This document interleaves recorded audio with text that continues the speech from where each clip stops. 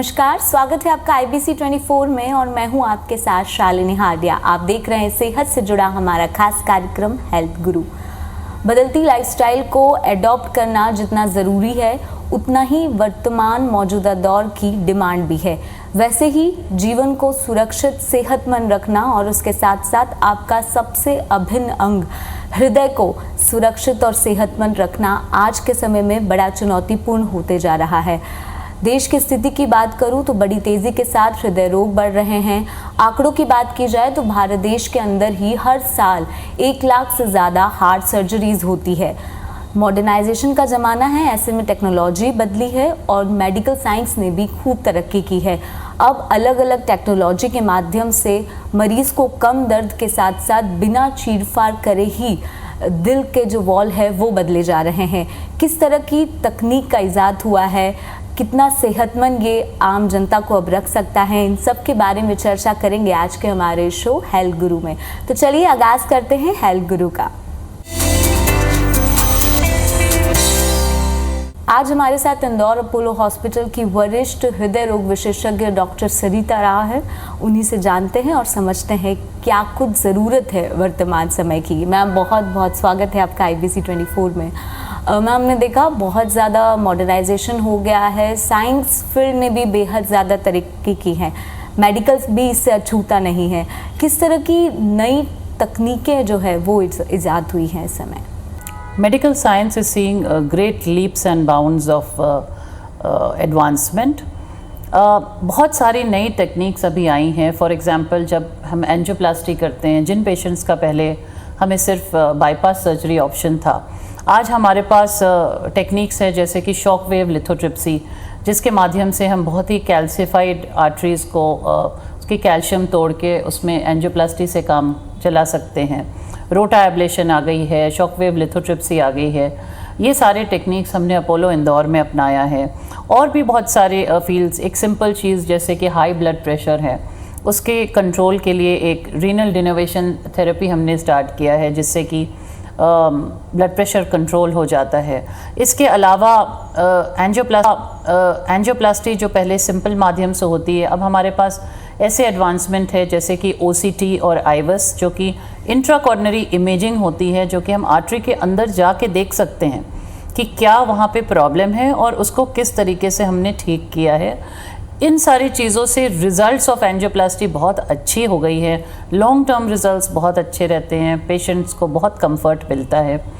इसके अलावा जो पहले पेशेंट्स के वाल्व में प्रॉब्लम्स होती थी और हमारे पास कोई भी ऑप्शन नहीं रहता था एक सर्जिकल रिप्लेसमेंट करने के अलावा, तो that means that we had to do a valve replacement by doing an open heart surgery. आज टेक्नोलॉजी इतने ज़्यादा एडवांस कर चुकी है कि हम अब ये सारे प्रोसीजर्स परक्यूटेनियसली कर रहे हैं, यानी कि बिना चीरे के ऑपरेशन से वाल्व को बदलने की भी प्रोसीजर्स आ गई हैं, जैसे कि तावी है, माइट्रा क्लिप है। ये सारे प्रोसीजर्स आजकल हम कर रहे हैं। मैम अगर हम स्पेशलाइज बात करें टावी को लेकर, क्या होता है ये? तावी का फुल फॉर्म होता है transcatheter aortic valve implantation. इसमें एक सुई के माध्यम, हम ग्रोइन में एक सुई डालते हैं और उसके माध्यम हम एक नया वाल्व ले जाते हैं और पेशेंट की जो वाल्व हार्ट की ख़राब हो चुकी होती है, जो एओर्टिक वाल्व होती है, जब उसमें सिकुड़न आ जाती है तो हम ये नए वाल्व एक पिन होल के माध्यम से अंदर ले जाके वहाँ पे लगा देते हैं एंड पेशेंट की वाल्व ठीक हो जाती है। तो इस प्रोसीजर को, चूँकि ये कैथेटर के माध्यम से होती है, इसलिए इसे तावी कहा जाता है। मैम टावी कैसे की जाती है, क्या कुछ प्रक्रियाएं रहती है इसकी? बेसिकली तावी जो है, लाइक आई सेड, एक हम शीट डालते हैं ग्रोइन में और उस शीट के माध्यम से हम कैथेटर ले जाते हैं, वायर ले जाते हैं। वायर से पहले हम एओर्टिक वाल्व के क्रॉस करते हैं और फिर उसको हम बैलून से डायलेट कर देते हैं, जैसे कि एंजियोप्लास्टी में बैलूनिंग किया जाता है, वैसे इस वाल्व को डायलेट कर देते हैं एक बैलून से और उसके बाद वो नई वाल्व को वहाँ ले जाके वहाँ पे उसको फिक्स कर दिया जाता है। ये सारे कुछ एक सुई के माध्यम से होती है and it is a painless procedure, patient को कोई तकलीफ नहीं होती है. So this is how we do TAVI procedure. Ma'am ये सर्जिकल वेल्व रिप्लेसमेंट से कितनी अलग मानी जाती है? ये बहुत अलग है सर्जिकल वाल्व रिप्लेसमेंट से, क्योंकि जब हम सर्जिकल वाल्व रिप्लेसमेंट करते थे सबसे पहले दिन की पेशेंट को हम करीब 7 से 8 दिन हॉस्पिटल में हमें रखना पड़ता था. उनकी रिकवरी में भी करीब 1 महीने लगती थी उनको. ये एक ओपन हार्ट प्रोसीजर होता था, यानी कि पूरा स्टर्नम को हमें कट करना पड़ता था, पूरा सीना चीरा जाता था पेशेंट को, और फिर हम अंदर जाके वाल्व को रिप्लेस करते थे, नई वाल्व लगाते थे. और इसमें रिस्क भी ज़्यादा रहती थी, क्योंकि जब आप किसी का सीना है, जाहिर है उसको कट करके ओपन करेंगे तो इन्फेक्शन का रिस्क रहता है, ब्लीडिंग का रिस्क रहता है, रिकवरी टाइम प्रोलॉन्ग्ड रहती है, वुंड को हील होने में टाइम होता है, स्टर्नम जुड़ने में टाइम लगती है, एंड हॉस्पिटल स्टे भी प्रोलॉन्ग होती है. तो ये सारी चीज़ें प्रॉब्लम्स थी of surgical valve replacement. Procedure वो भी अच्छा है, लेकिन उसमें वक्त, complication rate, infection rate, bleeding risk, कई बार पेशेंट को ब्लड ट्रांसफ्यूजन भी देना पड़ता था. ये सारी चीज़ें हमारे सर्जिकल वाल्व रिप्लेसमेंट में थी. इन सारी चीज़ों को अवॉइड करने के लिए, या to get over all of these things, this procedure has been developed. इसमें कोई चीरा नहीं लगता है पेशेंट को, ब्लड ट्रांसफ्यूजन्स की यूजुअली ज़रूरत नहीं पड़ती है, पेशेंट को बेहोश भी करने की ज़रूरत नहीं पड़ती है. 2 दिन में पेशेंट की छुट्टी हो जाती है. प्रोसीजर टाइम बहुत कम होता है, it takes about 1 hour, 1.5 hour. So surgical replacement और परक्यूटेनियस प्रोसीजर में बहुत ही ज़्यादा फ़र्क रहता है, और ख़ास करके बहुत सारे ऐसे पेशेंट्स होते हैं जो सर्जिकल प्रोसीजर के लिए बहुत हाई रिस्क होते हैं, तो उनके लिए ये एक बोन माना जाता है. मैम जैसे आपने कहा कि ड्यूरेशन और टाइमिंग जो है वो काफ़ी इसमें कम हो चुका है. पेशेंट जो हम देखते थे कि एक सर्जरी कराने के बाद 15-15 दिन तक हॉस्पिटल में एडमिट रहते थे. प्रेजेंट सिचुएशन क्या कहती है? So in the present situation basically अगर आप ताबी कर रहे हैं किसी पेशेंट का, तो आम तौर में 2 दिन में वो घर चले जाते हैं, क्योंकि इसमें कहीं कोई चीरा ही नहीं है. It is just a pin hole, और वो भी उसी समय जब हम प्रोसीजर कंप्लीट करते हैं तो we have already taken some strings, जिसके माध्यम से वो पिन होल भी बंद कर दी जाती है. पेशेंट 2 दिन के बाद जैसे वो चल के आए थे वैसे ही चल के जाते हैं. प्रोसीजर टाइम शॉर्ट है, 1 घंटे में ये प्रोसीजर हो जाती है, एंड पेशेंट बेहोश भी नहीं करते हैं हम, तो they are fully conscious, they walk in and they walk out of hospital. तो I would say that it is a great advancement in medical technology. ये टेक्नोलॉजी हमने इंदौर में कुछ टाइम से स्टार्ट कर दिया है, और कई सारे पेशेंट्स को इस टेक्नोलॉजी के बेनिफिट मिले हैं. मैम अगर ये समझा जाए, जैसे आपने कहा बहुत सारे पेशेंट्स इस तरह की सर्जरीज करवा रहे हैं, इस तरह की प्रोसीजर करा रही हैं, उन लोगों के एक्सपीरियंस कैसे हैं? कुछ पॉजिटिव रिस्पॉन्स? जिन लोगों ने भी ये प्रोसीजर के लिए ऑप्ट किया है, their experience has been very good. वो खुद बहुत खुश रहे, उनके फैमिली मेम्बर्स भी बहुत खुश हुए इस प्रोसीजर से. रिकवरी उनका बहुत ही फास्ट रहा है, and on follow-ups also they have remained good. So I would say कि एक्सपीरियंस बहुत ही अच्छी थी लोगों की, क्योंकि इतना short quick successful procedure. And जितने भी पेशेंट्स का तावी हुआ है यहाँ इंदौर में, हमने जितने भी पेशेंट्स के किए हैं वो सब स्वस्थ हैं, they are all in good condition. Ma'am general anaesthesia देने की ज़रूरत इसमें महसूस होती है क्या? जनरल एनेस्थीसिया इसमें नहीं लगती है. That is the beauty of this procedure. चूँकि ये एक परक्यूटेनियस प्रोसीजर है, जिस तरीके से हम एंजियोग्राफी करते हैं, एंजियोप्लास्टी करते हैं एक सुई के माध्यम से, और उसमें भी हम पेशेंट को एनेस्थीसिया नहीं देते हैं. ज़्यादा से ज़्यादा हम लोकल एनेस्थीसिया देते हैं, सिर्फ उस पॉइंट को जहाँ से हम एक्सेस लेते हैं वहाँ पे सुन कर देते हैं. So there is no requirement for general anesthesia usually in these procedures, and patient remains comfortable, he remains talking to you throughout the procedure. Ma'am किस तरह की जटिलताएं आती है, किस तरह के कॉम्प्लिकेशंस जो हैं जो आप फेस करती हैं? हर procedure, even if it is a simple procedure like an angiography, हर प्रोसीजर में कुछ ना कुछ कॉम्प्लिकेशन रिस्क रहता ही है. तो जब भी हम तावी प्रोसीजर भी करते हैं तो इसमें भी कुछ कॉम्प्लिकेशंस रिस्क रहते हैं, जो कि लिटरेचर में डिस्क्राइब हुए हैं. फॉर एग्जांपल, जहाँ से आप एक्सेस ले रहे हैं वहाँ से आपको ब्लीडिंग हो सकती है, चूँकि ये थोड़े लार्ज बोर कैथेटर्स रहते हैं जिसको हम अंदर ले जाते हैं, तो अगर किसी की अयोटा जिसके माध्यम से हम अंदर जाते हैं वो टॉर्टुअस है या कैल्सिफाइड है तो उसमें इंजरी होने का डर रहता है। बट ये सारी चीज़ें हम पहले से ही सीटी स्कैन करके एसेस कर लेते हैं कि क्या इस पेशेंट की अयोटा फिट है कि उससे हम वो सारे कुछ इंट्रोड्यूस कर पाएंगे। The third thing is of course, जब भी आप एक फॉरेन मटेरियल शरीर में डालते हैं, कोई भी वाल्व डालते हैं, तो इन्फेक्शन का रिस्क रहता है। और जब वाल्व इम्प्लांट किया जाता है तो उस समय ये रिस्क भी रहता है कि वहाँ से शायद कभी लीक हो जब आप एक्सपैंड करें, या कुछ पेशेंट्स को ऐसा भी हो सकता है कि चूँकि जब वो एक्सपैंड करती है सराउंडिंग टिश्यू को अगर थोड़ा सा भी डैमेज हुआ तो चांस ऑफ हार्ट ब्लॉक या चांस ऑफ कैल्शियम वहाँ से टूट के अगर ब्रेन की तरफ गई तो स्ट्रोक का रिस्क रहता है। बट ये सारी रिस्क करीब 1% से कम रहती है, तो 99% success rate and risk of complications less than 1%। और जो कि जब हम ओपन हार्ट सर्जरी करते हैं, ओपन हार्ट रिप्लेसमेंट करते हैं, तो रिस्क इससे काफ़ी ज़्यादा रहता है। So which is why I will say कोई भी प्रोसीजर 100% नहीं होता है, but yes this is a very good procedure with low complication rate. Ma'am, आपने जिस तरह से बताया कि टावी बहुत इजी है, पसंद भी आता है, लेकिन एक सवाल ये भी होता है कि क्या पॉकेट फ्रेंडली है, क्या हर कोई इस तरह इसको कर सकता है, क्या बजट फ्रेंडली है या नहीं है?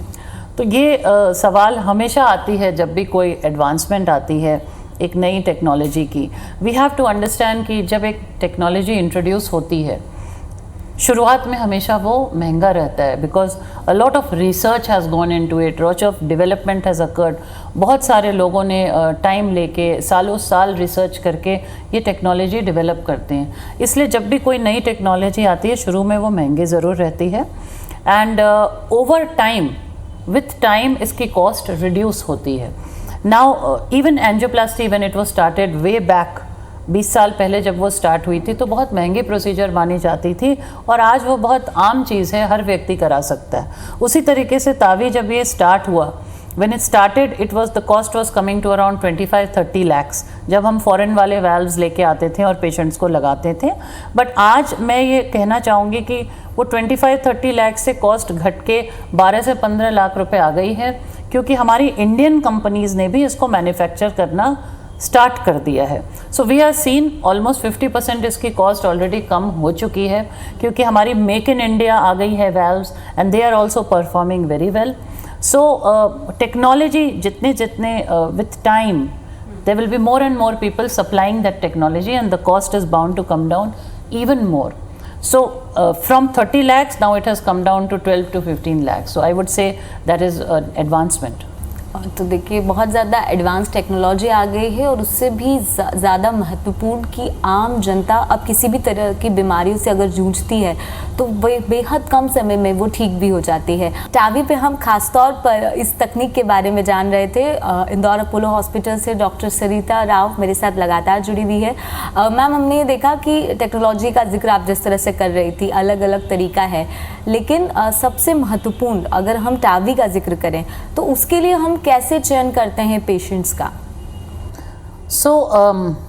तावी प्रोसीजर उन लोगों के लिए किया जाता है जिनको कि सिवियर या क्रिटिकल एयोटिक स्टेनोसिस है। एयोटिक स्टेनोसिस का मतलब ये होता है कि हमारे हार्ट में 4 वाल्व्स होते हैं, इनमें से एक वाल्व होती है एयोटिक वाल्व, और इस वाल्व में जब सुखड़न हो जाती है, whether it is due to degenerative change या उसमें कैल्सिफिकेशन हो गई है, वेयर एंड टेयर हो गई है, जब ये वाल्व सुखड़ जाती है तो इससे ब्लड आगे जाने में बहुत ही तकलीफ़ होने लगती है। और इस कंडीशन में हमें पहले सिर्फ यही ऑप्शन था कि उस वाल्व को हमें बदलनी पड़ती थी। आज भी इस वाल्व को बदलना ही पड़ता है, बट अब तावी प्रोसीजर के माध्यम से ये परक्यूटेनियसली हो जाती है और इन अ सिंप्लीफाइड वे हो जाती है। एयोटिक स्टेनोसिस जिन पेशेंट्स को उन्हें ये ज़रूरत होती है। नाउ हम कैसे डिसाइड करते हैं, कैसे पकड़ते हैं कि इस पेशेंट को एयोटिक स्टेनोसिस है? उसके लिए तरीका ये है कि when patient comes to us, उन्हें नॉर्मली कंप्लेंट रहती है कि हमारी सांस फूलती है, हम थोड़े से ही चलते हैं तो सांस फूलने लग जाती है, उन्हें धड़कन भी महसूस हो सकती है, उन्हें डिजीनेस, चक्कर भी आती हैं, और जब हम एग्जामिन करते हैं तो हमें सुनाई देता है एक मर्मर, जो कि एक अबनॉर्मल हार्ट साउंड है। और फिर हम पेशेंट का ईसीजी करते हैं और एको करते हैं। तो जब हम एको करते हैं तो उसमें ये वैल्व हमें दिखती है, उसमें वो ग्रेडियंट पिकअप होती है जिससे हम डिसाइड करते हैं कि इस पेशेंट को सिवियर एओर्टिक स्टेनोसिस है। Once we have decided that now this patient has severe aortic stenosis, तब हम डिसाइड करते हैं कि क्या इन्हें हम सर्जिकल वाल्व रिप्लेसमेंट के लिए ये कैंडिडेट है कि क्या ये ट्रांस कैथेटर रिप्लेसमेंट के कैंडिडेट हैं। दोनों चीज़ों की रिस्क बेनिफिट डिस्कस की जाती है and patient choice is also very important today कि पेशेंट क्या चाहते हैं कि उनका कौन सा प्रोसीजर हो। उसके बाद हम डिसाइड करते हैं। Prior to doing the TAVI procedure हमें एक सीटी स्कैन करके ग्रेट वेसल्स को भी इवेल्युएट करना पड़ता है, सारी साइजिंग वगैरह सब करनी पड़ती है and then we go ahead and we do the TAVI procedure. इसमें कोई एज फैक्टर का इफेक्ट नज़र आता है क्या? सो एज एक बहुत ही इम्पॉर्टेंट चीज़ है बिकॉज एक व्यक्ति जो एक 40 साल का व्यक्ति है और एक 80 साल का व्यक्ति है, उन दोनों के शरीर में बहुत ही ज़्यादा फ़र्क होता है। जाहिर सी बात है कि जैसे जैसे हमारी एज बढ़ती है द बॉडी बिकम्स फ्रेजाइल, इनके सारे सिस्टम्स जो है वो वीक होने लगते हैं। सो एल्डरली एज को कोई भी मेजर सर्जरी टॉलरेट करना बहुत ही मुश्किल होता है। Not only to tolerate it, उसके बाद जो रिकवरी होती है वो बहुत ही प्रोलॉन्ग्ड हो जाती है एक्सट्रीम्स ऑफ एज में। और अनफॉर्चुनेटली एओर्टिक स्टेनोसिस जो है, जैसे जैसे पेशेंट एज होता है एओर्टिक स्टेनोसिस की इंसिडेंस बढ़ती है क्योंकि वैल्व में डिजेनरेटिव चेंजेस होती है, उसमें कैल्सिफिकेशन बढ़ती है और पेशेंट को aortic stenosis extremes of age में डेवलप करने के चांसेस ज़्यादा रहती है। सो ऐसा देखा गया है कि ओल्डर पॉपुलेशन के लिए, खास करके people who are above 65 years and especially for the people who are in age groups of 80s, उन लोगों के लिए हम प्रेफर करते हैं ये procedure because by that time patient को बहुत सारे कोमॉर्बिडिटीज़ होती हैं। बाय कोमॉर्बिडिटीज़ आई मीन कि उन्हें डायबिटीज़ होती है, हाइपरटेंशन होती है, उनकी किडनी की फंक्शन इम्पेयर्ड रहती है, उनको और भी बहुत सारे प्रॉब्लम्स रहती है मोबिलिटी में, फंक्शनल एक्टिविटी में। So they have lot of other things. Some patients have had old strokes, so they can't recover so well. So there are so many issues in elderly patients. और इस सब में जितना कम invasive procedure आप करें उतना अच्छा रहता है एल्डरली पेशेंट के लिए। और तावी एक बहुत ही लेस इन्वेजिव प्रोसीजर है, दैट इज़ वाई कि ओल्डर पॉपुलेशन में हम प्रेफर करते हैं। मैम, वेल्व रिप्लेसमेंट के चांसेस भी लगते हैं क्या? एक बार कराने के बाद क्या ख़राब होने की शिकायतें मिली है और उसको फिर क्या दूसरी बार रिप्लेस कराना आसान होता है? ये भी एक बहुत बड़ी इंडिकेशन रहती है हमारी तावी प्रोसीजर के लिए। अक्सर बहुत सारे पेशेंट्स की valve replacement younger age group में हो चुकी होती है। फॉर एग्जांपल 45 ईयर्स 50 ईयर्स में उनके वेल्व रिप्लेसमेंट्स कई लोगों को ज़रूरत पड़ती है और हमें करना पड़ता है। बट एक वेल्व की एक एवरेज लाइफ होती है। Now some valves they will run for 20-25 years, but some valves degenerate early और ये patient specific होता है। ये also depend करता है कि how the patient takes his medication, उनकी lifestyle कैसी है, उसकी body की response कैसी है उस valve से, बहुत सारे factors रहती है और valves over time degenerate करती हैं। Now जिस patient का एक बार valve replacement हो चुका है by open heart surgery, the second open heart surgery has got more risk. उसमें रिस्क लेवल बढ़ जाती है और कोई भी second time open heart surgery कराना नहीं चाहता है। उस कंडीशन में हम तावी प्रोसीजर यूज़ कर सकते हैं because we can implant a valve in valve procedure for a patient जिसका पहले ओपन हार्ट हो चुका है। सेकेंड टाइम जब उनको ज़रूरत पड़ती है तो हम तावी प्रोसीजर करके उनकी वाल्व रिप्लेसमेंट कर सकते हैं। मैम, बहुत सारे पेशेंट्स आप ऐसे देख चुके हैं, कुछ ऐसी केस स्टडी जो आप हमारे साथ शेयर करना चाहेंगे? कई सारे पेशेंट्स का हमने किया है बट आई रिमेंबर दैट जब ये कोविड एरा था और हमारे एक पेशेंट थे जो आउट स्टेशन थे, इंदौर में नहीं थे, he was from another city और वो 93 ईयर्स के थे और वो बिल्कुल वेल प्रिजर्व जेंटलमैन थे बट उनको सिवियर क्रिटिकल एओर्टिक स्टेनोसिस थी और कोविड का टाइम था और ट्रीटमेंट वाज वेरी डिफ़िकल्ट। तो उनको हमने एयरलिफ्ट किया था अपोलो हॉस्पिटल इंदौर तक और फिर यहाँ पे उनकी प्रोसीजर सक्सेसफुली हुई थी and he went home and we saw his videos after a couple of weeks. बहुत अच्छे से चल फिर रहे थे, अपनी सारी चीज़ें कर रहे थे। So that is one case which I remember because it was during the Covid time. gentleman was very elderly, 93 years is a good ripe age, and he went through the procedure very well. एक और case मुझे याद इसलिए रहता है क्योंकि उस lady का पहले वाल्व रिप्लेसमेंट हो चुका था, and unfortunately that valve degenerate हो गई और उनको वापस वाल्व रिप्लेसमेंट की ज़रूरत पड़ी उस पेशेंट पे हमने, और वो दूसरी बार ओपन हार्ट नहीं कराना चाहते थे, उनका बाईपास भी हुआ था, उनका वाल्व रिप्लेसमेंट भी हुआ था, तो दूसरी बार उनकी हमने valve in valve Tawi procedure के माध्यम से किया था। मैम क्या मैसेज देना चाहेंगे, क्योंकि हर किसी को अपने दिल का ख्याल रखना बहुत ज़्यादा ज़रूरी है, कुछ ऐसा मैसेज जो आप देना चाहें? दिल का ख्याल रखना बहुत ज़रूरी है जैसे आपने कहा, एंड वी ऑलवेज बिलीव कि prevention is better than cure. कोशिश करें कि आपको दिल की बीमारी हो ही नहीं, इसके लिए आपको अपने डाइट पे ध्यान देना है। आज बहुत सारे लोग फास्ट फूड, प्रोसेस्ड फूड्स, बच्चे भी यही चीज़ें पसंद करते हैं, तो कोशिश करें कि रोज़ आप फ्रेश फ्रूट्स और ग्रीन लीफी वेजिटेबल्स खाएं, घी मलाई मक्खन से परहेज़ करें और कोलेस्ट्रॉल रिच फूड्स को अवॉइड करें। दूसरी चीज़ कि आज की फास्ट पेस्ड लाइफ में हर व्यक्ति इतना बिजी है कि वो अपने लिए टाइम नहीं निकाल पाता है, तो उनकी दोनों हेल्थ बहुत इम्पॉर्टेंट है, मेंटल हेल्थ और फिज़िकल हेल्थ। तो रोज़ अपने लिए आधे घंटे टाइम निकालें जिसमें आप एक्सरसाइज करें अपने शरीर को फिट रखने के लिए, और अगर नहीं कर सकते हैं तो कम से कम हफ्ते में 3 से 4 दिन ज़रूर करें। इसके अलावा स्मोकिंग और ड्रिंकिंग, इन चीज़ों को आपको नो बोलना है, बिकॉज़ इससे हार्ट अटैक की रिस्क डबल हो जाती है। So looking after obesity, saying no to fast foods, cholesterol rich foods, regular exercise, healthy eating, ये सारी चीज़ें आपको फिट एंड हेल्दी रखेगी। इसके अलावा वन थिंग आई विल से कि आज बहुत ज़्यादा लोगों को ब्लड प्रेशर और डायबिटीज़ होती हैं, तो अगर आपको हाई ब्लड प्रेशर है, डायबिटीज़ है, तो कोशिश करें कि इसको हम नियंत्रण में रखें। डायबिटीज़, हाई ब्लड प्रेशर अगर कंट्रोल करके आपने रखा हुआ है, इसकी दवाइयाँ टाइम टू टाइम लें, लाइफस्टाइल चेंजेस करें, तो ये आपको नुकसान नहीं पहुंचा सकती है। मैम बहुत ही इन्फॉर्मेटिव जानकारी आपने हमें साझा की है और ये बेहद ज़्यादा ज़रूरी भी है। बहुत बहुत शुक्रिया IBC 24 के साथ जुड़ने के लिए। तो आज का ये शो का मकसद यही था कि आप अपने दिल का ख्याल रखिए। भले हाई टेक्नोलॉजी आ गई है, पेशेंट सीवियर कंडीशन से काफ़ी नॉर्मल रूटीन की लाइफ जी रहा है, लेकिन सवाल ये है कि यहाँ तक पहुँचने की नौबत नहीं आए। इसीलिए आप अपनी सेहत और अपने दिल का ख्याल हेल्दी लाइफस्टाइल को अडॉप्ट करके कीजिए। आज के हमारे इस खास पेशकश में इतना ही। मुझे दीजिए इजाज़त। नमस्कार।